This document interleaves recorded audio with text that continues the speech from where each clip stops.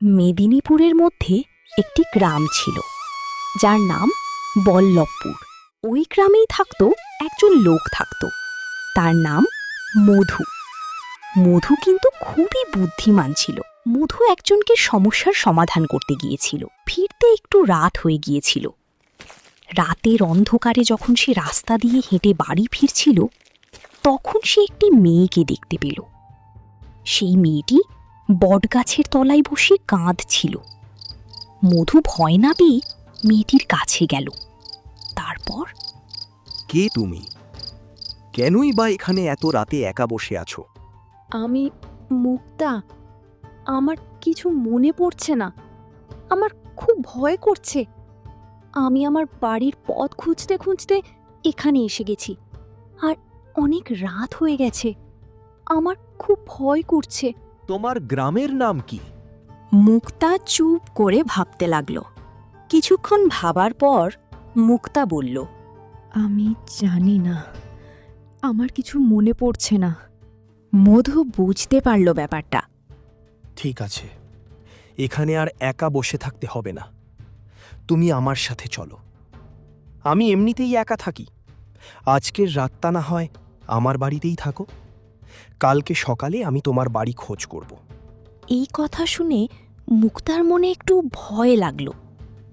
তারপর আবার ভাবল, এই রাতের অন্ধকারে থাকার চেয়ে এর সাথেই যাই। ঠিক আছে, চলো, আমি তোমার সাথেই যাই। এই কথা বলে মুক্তা মধুর সাথে যেতে লাগল। কিছুক্ষণ পরে তারা মধুর বাড়িতে পৌঁছে গেল। তুমি শুয়ে পড়ো। কিছু দরকার হলে আমাকে ডাকবে। আমি পাশের ঘরেই থাকব। এই বলে মধু পাশের ঘরে চলে গেল। রাত গভীর হতে লাগল। চারদিক নিস্তব্ধ। শুধু মাঝে মাঝে কুকুরের ডাক শোনা যাচ্ছিল।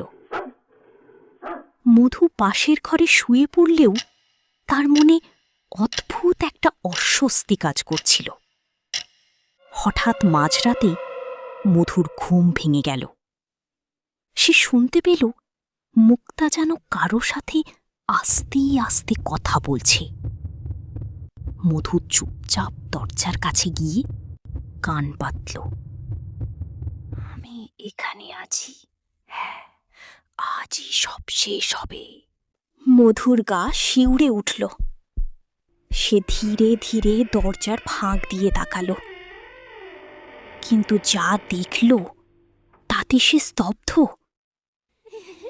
মুক্তা ঘরে একা দাঁড়িয়ে, তার ছায়া মাটিতে পড়ছে না, আর তার চোখ দুটো অদ্ভুত লাল হয়ে জ্বলছে। এটা কোনো সাধারণ মেয়ে না, কিছু একটা রহস্য আছে। মধু বুদ্ধিমান ছিল। সে ভয় না পেয়ে ধীরে ধীরে নিজের ঘরে ফিরে গেল এবং ভোর হওয়া পর্যন্ত অপেক্ষা করতে লাগল। সে গ্রামে গিয়ে একজন বয়স্ক লোকের কাছে সব ঘটনা বলল। তুই যাকে ঘরে এনেছিস সে মানুষ না। অনেক বছর আগে এই গ্রামে মুক্তা নামে এক মেয়ে হারিয়ে গিয়েছিল।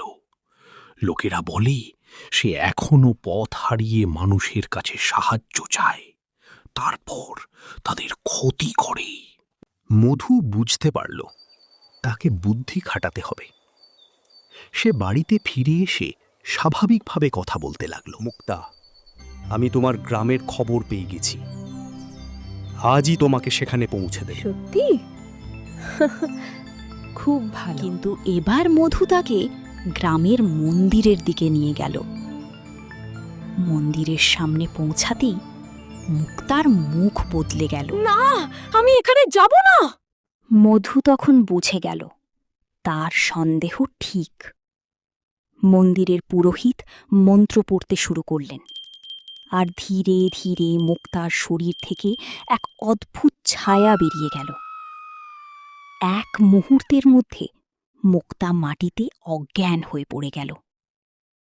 কিছুক্ষণ পরে সে জ্ঞান ফিরে পেল। এবার সে সম্পূর্ণ স্বাভাবিক। আমি কিছুই মনে করতে পারছিলাম না। তুমি আমাকে বাঁচিয়েছ। শেষ পর্যন্ত জানা গেল সে সত্যিই পথ হারিয়ে ফেলেছিল। আর এক অশুভ শক্তি তাকে ঘিরে ফেলেছিল।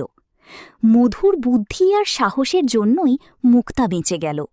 সেই দিন থেকে গ্রামে মধুর সম্মান আরও বেড়ে গেল। তবে গল্প এখানেই শেষ নয়। মধুর সাথে আরও ভয়ঙ্কর কিছু ঘটতে চলেছে।